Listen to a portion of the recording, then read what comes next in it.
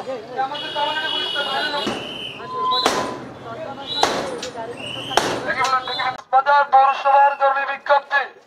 কক্সবাজার পৌরসভার জরুরি বিজ্ঞপ্তি। রাস্তা দখল করে কোনো প্রকার অবৈধ স্থাপনা রাখা যাবে না এবং রাস্তা দখল করে কোনো প্রকার অবৈধ ব্যবসা করা যাবে না। রাস্তা দখল করে কোনো প্রকার মোটরসাইকেল অবৈধভাবে পার্কিং করা যাবে না। ধন্যবাদ সিসিএন পরিবারকে। বাংলাদেশের সর্বদক্ষিণের জেলা শহর এই পর্যটন নগরী কক্সবাজার, বর্তমান সময়ে কক্সবাজার পর্যটক মুখর।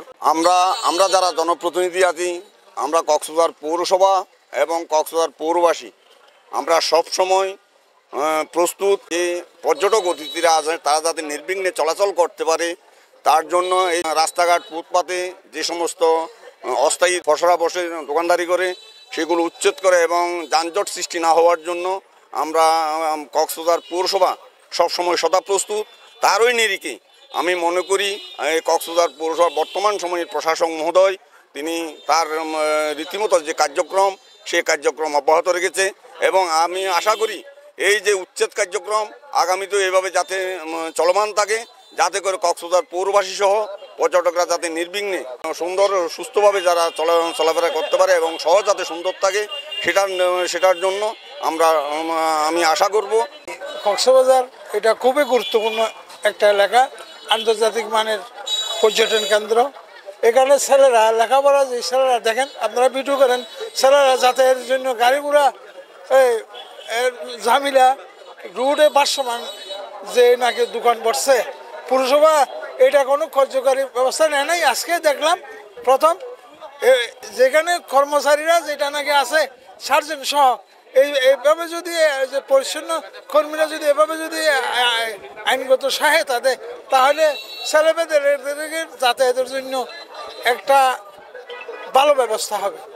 ফুটপাতকে জনচলাচলের জন্য উন্মুক্ত করে দিতে অবৈধ ভ্রাম্যমান বিভিন্ন ধরনের ব্যবসায়ীদেরকে অপসারণ করার জন্য আমাকে আজকে লিখিত আদেশ দেওয়া হয়েছে।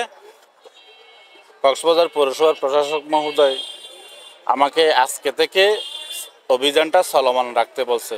রোগীরা যাতে হাসপাতালে নির্বিঘ্নে অল্প সময়ের মধ্যে ডাক্তারের শরণাপন্ন হয়ে চিকিৎসা নিতে পারে।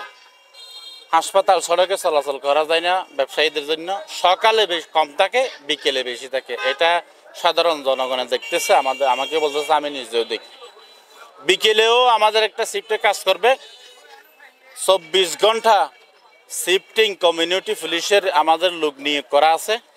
তারা লাঠি নিয়ে থাকবে, তারা বাধা দিবে কোনো দোকান বসলে, যদি বাধা না মানে তাইলে সাথে সাথে আমার একটা মোবাইল টিম থাকবে স্পেশাল।